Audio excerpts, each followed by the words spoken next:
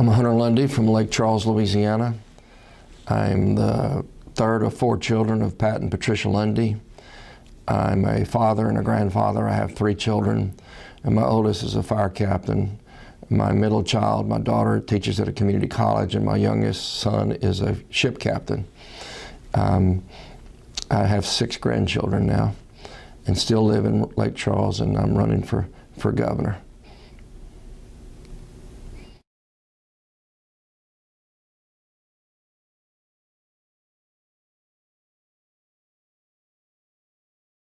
I have over 40 years of experience as a lawyer.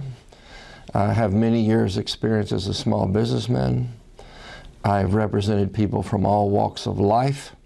I have been involved in helping some of the poorest, disadvantaged communities around the country.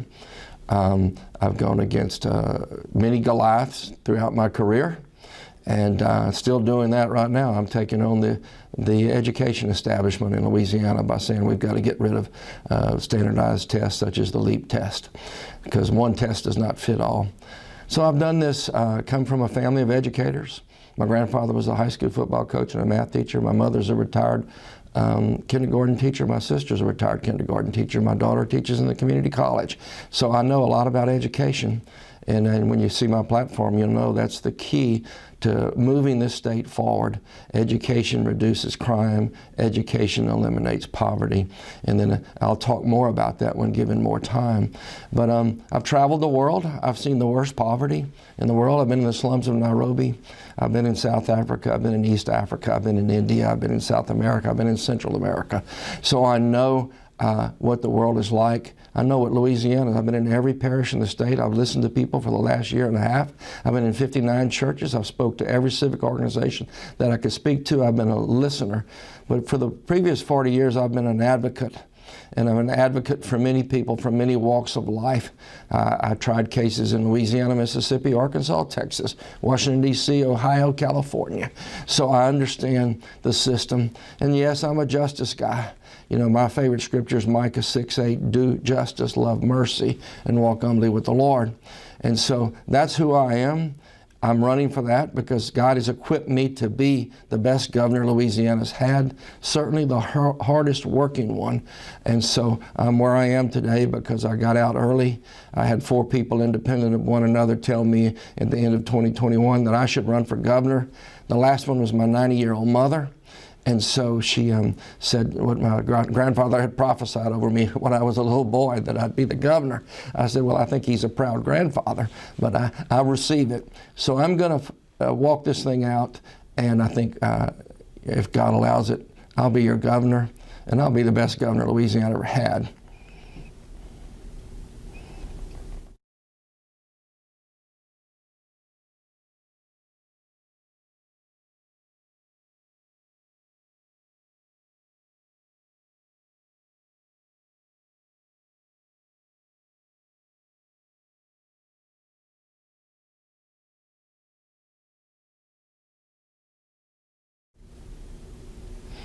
The first thing we're going to do is we're going to attack poverty. We're the #1 poverty state in the nation. And, you know, you have to ask yourself why. And I just indicated to you in my opening statement that I've seen the poverty of the world, and I've seen the poverty of Louisiana. So we can do that with education. When we change the poverty ranking of the state of Louisiana, we change the outside perception of Louisiana people. And so all my children live in the state. They're staying in the state. And so I know that education is the answer to that. So we can use our community colleges, our trade schools, and we can even use high school students. I have a vision for transforming poverty in Louisiana. And you know, without a vision, it's hard to make a change. And so a lot of it has to do with North Louisiana. A lot of it has to do with the idea of creating a research triangle. A lot of it has to do with maybe even having an international airport in North Louisiana. So when you reduce poverty and you do it with education, You're reducing crime. Most of your crime takes place, drug dealing, in blighted, impoverished areas. So we're going to reduce crime, and then we're going to use education to make sure our children. So illiteracy and incarceration run hand in hand. So we have children that can read and learn. We reduce our incarceration. We attack poverty. We change the economic look by everybody else. But it has to do with priorities. And so we have to have our priorities right. So as you've seen my opening for this campaign, I told people, I said on election night, I'm going to cancel the victory party, and we're going to call the legislature into session, and I'm going to introduce 4 or 5 bills that will take care of many of the issues that we're facing right now. Because I'm an independent thinker, and because I'm not beholden to any political party, and because I do things differently, I'm the candidate for the people, I'll be able to talk to anybody. It doesn't matter if they have a D in front of their name, an R in front of their name, I in front of their name. We will accomplish things, and I've done that my whole career. And so with these advocacy skills and the ability to talk and the ability of having the knowledge that I have, you know, wisdom trumps knowledge and understanding. And so I think certainly I'm the guy with the most gray hair in the race, and so I'll be the best governor.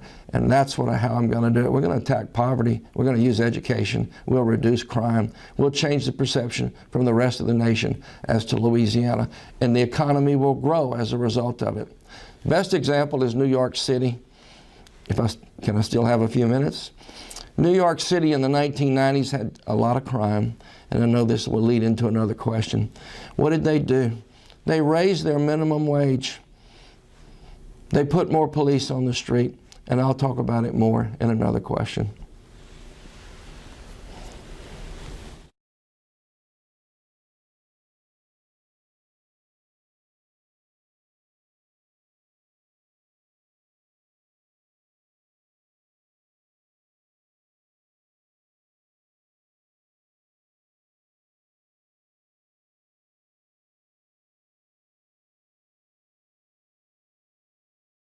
Once again, it comes down, Elliot, it comes down to priorities. You know, we're going to create a list, and we're going to have a top 12 or 15 priorities on roads and bridges that we've got to do. I-49 is one of many, but I-49 needs to be completed. We need interstate traffic that comes across through the state all the way down to New Orleans. We need to, there's an I-65 project that's out there. There's a bridge at I-67 and I-20 that they didn't fix. There's a bridge in Calcasieu Parish, Louisiana that may fall in that connects the East Coast to the West Coast. They can't make a decision on the Baton Rouge Bridge where to put it. I could go down the list. I mean, the Jimmy Davis Bridge that was supposed to be fixed, they pulled the money out of that. There's so much game playing going on between this DNR foolishness. That's why I'm running for governor. Again, I don't have any party partisanship. I'm not beholden to any party. So we can take on the I-49. It has to do with priorities and allocating the money and doing what needs to be done. I was for lifting the cap. Now, all this punishment that took place because certain legislatures didn't vote the way that the governor wanted them to or something, that's wrong. But because you got to go with your priorities, you stick with them no matter where the votes fall, and we should have lifted the cap. We should have taken the money and we should have fixed roads. We should have applied more money to the I-49 project, more money to the Calcasieu Bridge on I-10. More money to the problems at I-67 and our State Highway 67 and 167 and I-20, the Jimmy Davis Bridge. I mean, we can go down the list, and not to mention all the pothole roads that we have in the state of Louisiana. I mean, I heard somebody call it, we become the pothole state. So we're going to change that. And it comes down to priorities. And it's not, and I heard one politician tell him the other day that he was the outsider. That was the biggest foolishness I'd ever heard. I'm the only outsider in this race that has the insight of an insider, because I've studied, I've looked, I've listened, and so it comes down to Ellie to priorities. And so we're going to allocate the money, and we're going to do it. We're going to vote it on it. We're going to persuade everybody to support it, and we're going to move forward. We have $18 billion pending road projects right now in Louisiana. And so I just disagreed with not taking the surplus. And I understand the public doesn't trust some of the government, some of the bureaucrats. But I mean, the money has to be applied to infrastructure.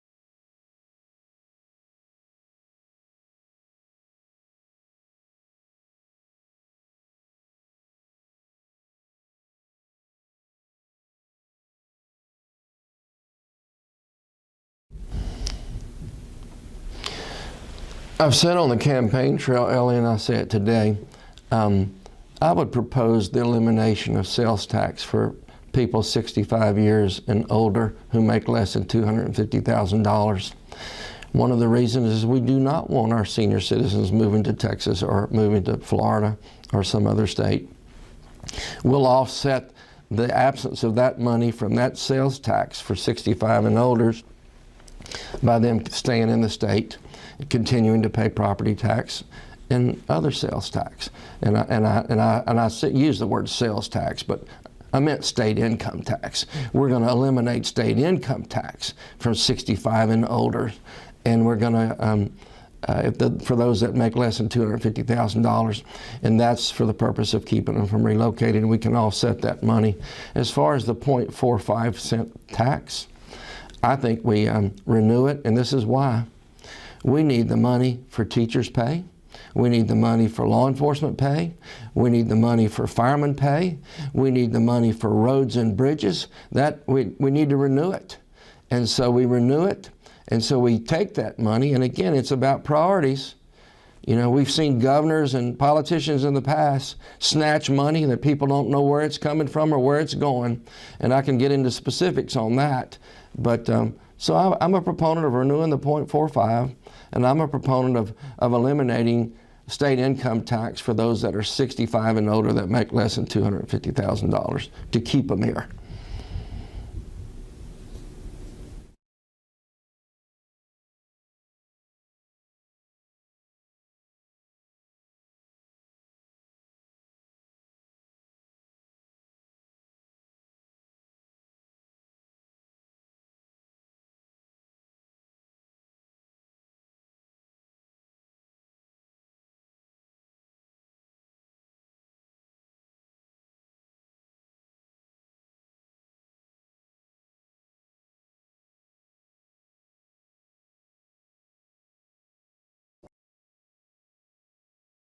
Number one, we have to make it a priority. We have to put it into the budget. You heard me say that I come from a family of kindergarten teachers. I know a child's brain, 80% of it's formed by the time they're 3, 90% by the time they're 5.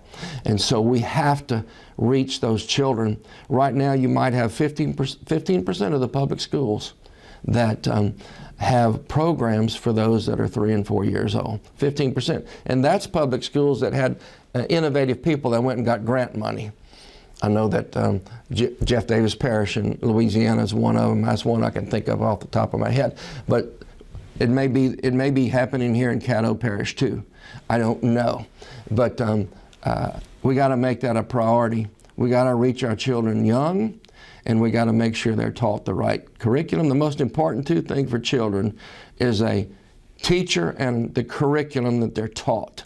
So we want 3-year-olds to reach it. I mean, I've got a grandson that's 3 and he's in school. It was only 2 years ago that we made pre-K, mandatory. We need to take it earlier than that. But to do that, we have to realize that 800,000 single-family homes in Louisiana. So many moms are having to try to get children to school. They're trying to work with them. We've got to make sure that we allow for some child care. We got to make sure that we see that these moms get educated. We're gonna involve community schools, community colleges, extracurricular programs, so single family parents can achieve the goals they need to do with their children.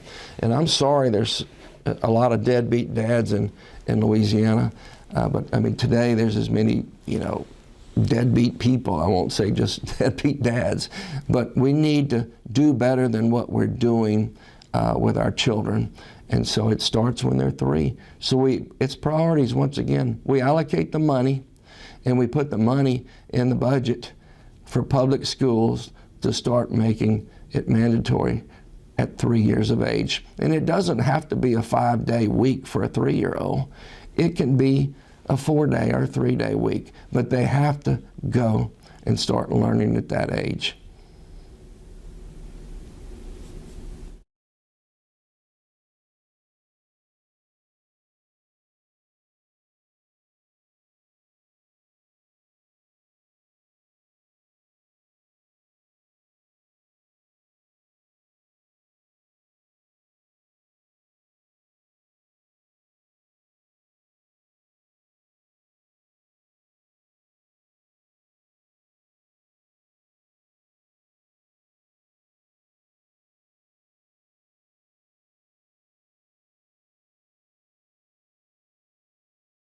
Well, the workforce now, I mean, a child can go through the 12th grade and they can come out with a Microsoft certificate, they can come out with a Google certificate.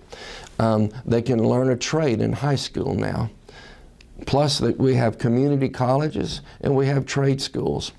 80% of the jobs in Louisiana do not require a college education.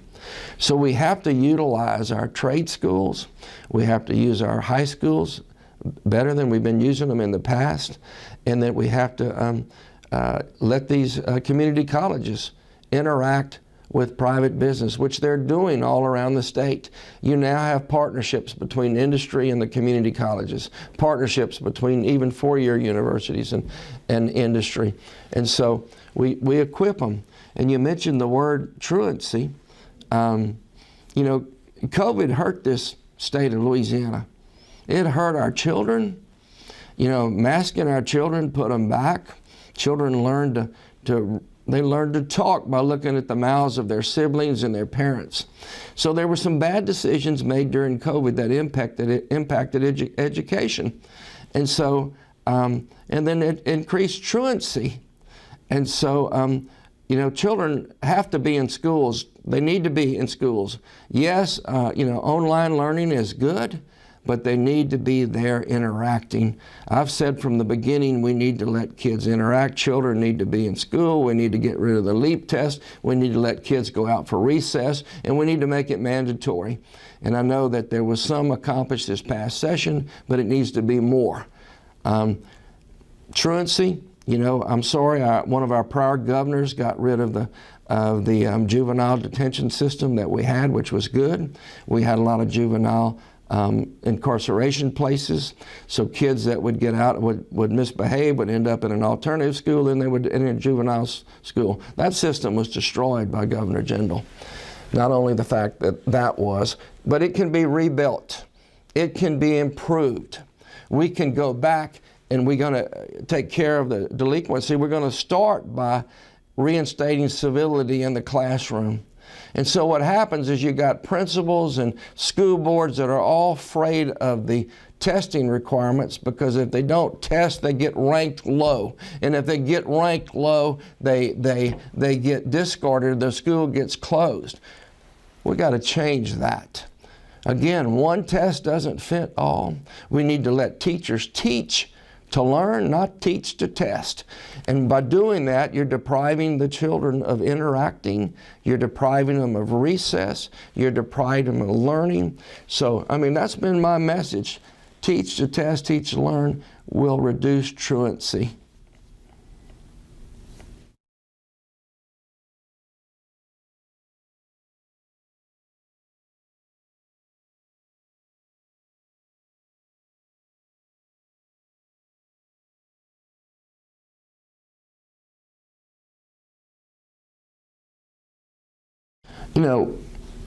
I believe in free enterprise, and we have to let the market dictate what we do. And right now the market's dictating that we do some alternative energy resources. I mean, this week I was authorized to announce that there's a green hydrogen plant being built on the Sulphur Mines Dome, owned by a group of business people. That'll be built within the next 2 years. That'll employ a number of construction workers. They're looking at a green hydrogen plant somewhere else.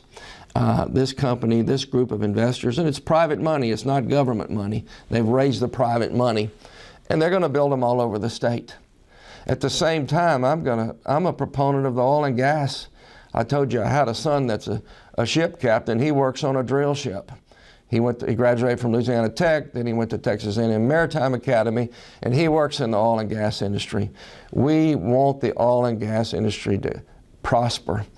We want the alternative industry. We got biofuel plant being built. We got mechanics being plants for mechanical engineering devices to being used for windmills. They're fixing to bid out the windmill leases off of Cameron Parish, Louisiana. So this is happening all over, and there's billions of dollars that Louisiana can access. As the next governor of Louisiana, my job is to get every dollar that I can for the state, for a job opportunity for our children. We want our children to stay here. We want, and technology is key. I mean, some of these colleges and universities, and like I said, I think we can have the research triangle that I've said we could have it. They don't have to go to North Carolina to a research triangle. We can have it right here.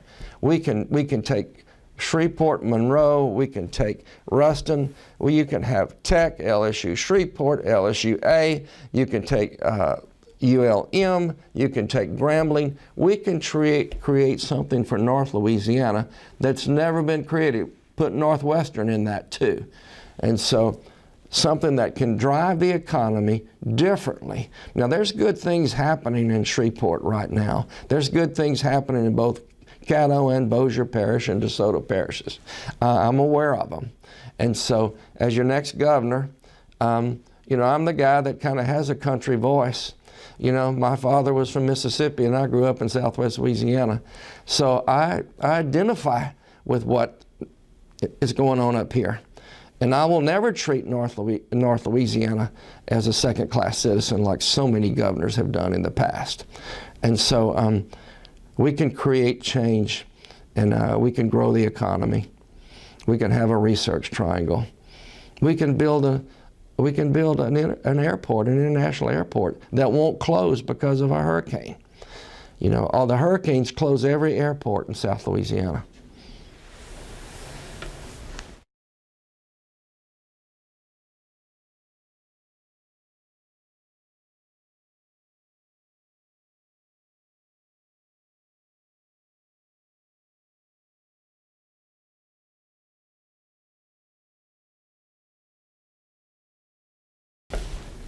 I don't have the answer to the question yet. I'm going to listen to what people in Louisiana want. If they want a constitutional convention, yes. If they don't want one, no. I know some specific people that don't want them right now. And I know others that definitely want it. And so until I can understand what the 64 parishes want, till I understand that you know, change needs to be made. Yes, I don't like all the constitutional amendments that we see on every ballot every year. I mean, there's been, what, over 300 since 1974. And so can you clean up a lot of that with just one bill that addresses many issues that you could probably get through the legislature? Yes. That might be the direction that we need to go, to clean up with one bill that changes many things. You know, you have to have a referendum. You have to make the right choices. And so if that's the choice to make, I will listen to everybody. I'm going to let, I've told certain groups, I've told the law enforcement, the Sheriff's Association, if there is a constitutional convention, I will assure that they have their delegates that are part of it. I will assure any special interest group that feels like they could be impacted will have a voice and will be a party to. So we will select the right people if it comes to that. And I'm not saying it's coming to that. And so you ask me what would we accomplish by doing that? We might free up some money that is controlled by the Constitution right now to be used for other things that are in dire need. Because really, you know, we have a limited budget as to what we can, and we're all crying about infrastructure. It's terrible, but there's still only so many dollars that can be spent on that. So many dollars that can be spent on education. So many dollars that can be spent on health care. And health care is a crisis right now. I don't know if you've been paying attention. Blue Cross Blue Shield is going to merge with a for-profit company called Elevance. And they're going to pay the board members $100,000 a year, 10 of the board members for the next 10 years, $1 million. You need to look at that. That needs to be unraveled. I mean, right now, Blue Cross Blue Shield is a non-profit mutual company in Louisiana, and they're talking about merging with a for-profit company called Elevance. So not only will it be, you know, a terrible deal, it will probably increase the cost of benefits. And we'll, in effect, have a three-party system. We'll have Medicaid, Medicare, and this new Elevance.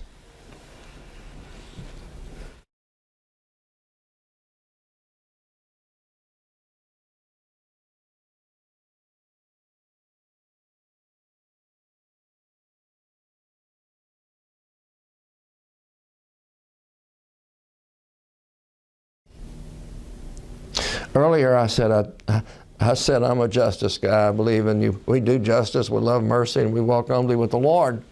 And so we need to change and improve the system in a way that we do that by attacking poverty. We do it with education.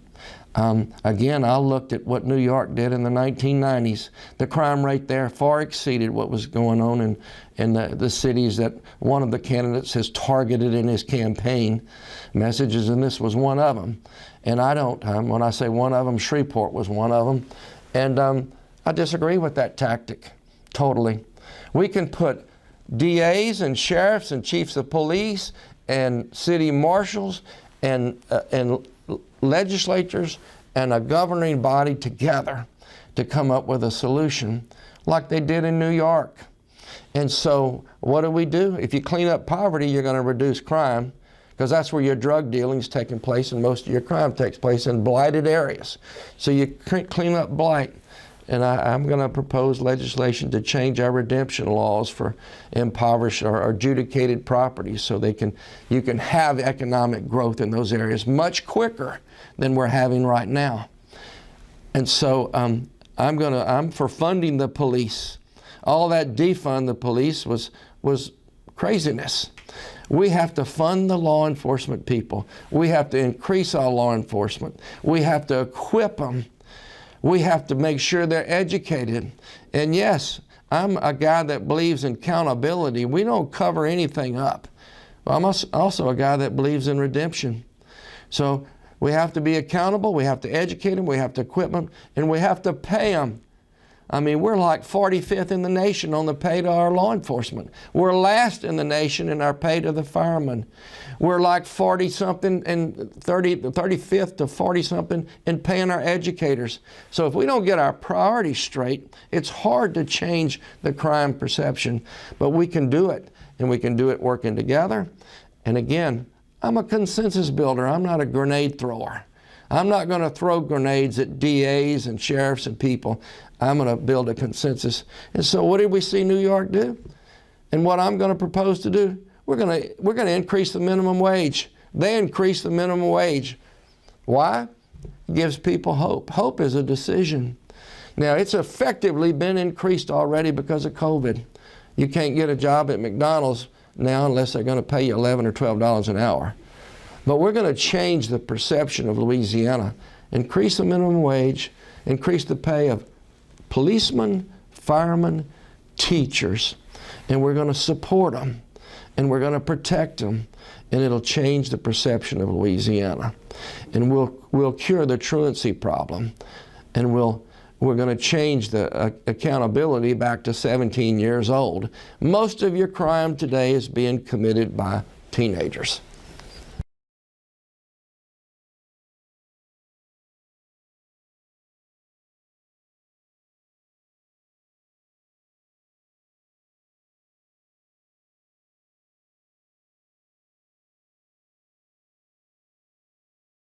Well, I'll go back for a minute to talk about crime. We've always had crime. You know, social media has changed the perception of a lot of people. And I'm for social media, but it needs to be controlled. You know, the eyes and ears of a person are the, as we say, are the windows to the soul. And so we have to concentrate on our young people. We have to concentrate on what they're looking at, what they're hearing, what they're seeing. And you know, we've got this human trafficking issue. It's a Louisiana issue. And people don't want to talk about it, but it is. If you went and saw the movie that Jim Caviezel released, it was awakening of what's going on in the world. So we need an awakening in Louisiana. And so we need to have, be paying attention to what we're doing. We have a great culture. We have the smartest people in the country. We have the best natural resources. We got rivers, we got waterways. The Mississippi River, 25% of the seafood in North America comes up the Mississippi River from Louisiana. I can go on about the sugar cane, the rice, the corn, the soybeans, all the things that we grow here. We are the best state in the land. We just have to protect our natural resources. Then we have to use them for the economy. Now I'm going to share that the average income coming off of the Calcasieu Ship Channel with all the industry and the LNG plants and the port and so forth is in the 90,000 range. On the Mississippi River, it's in the 70-something thousand range. And so when you know that the average income in Louisiana is in the 40s, what does that tell you of the others when you put them all together? So we have to attack poverty, and we have to do it sensibly.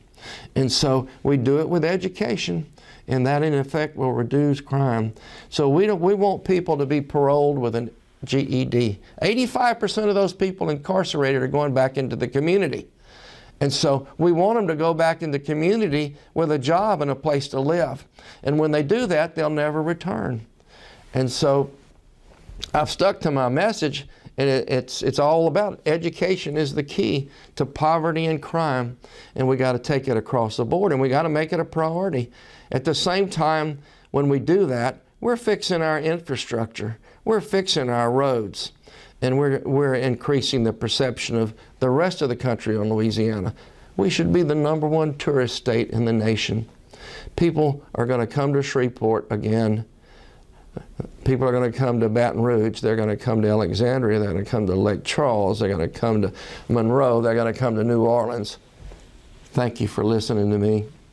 God bless.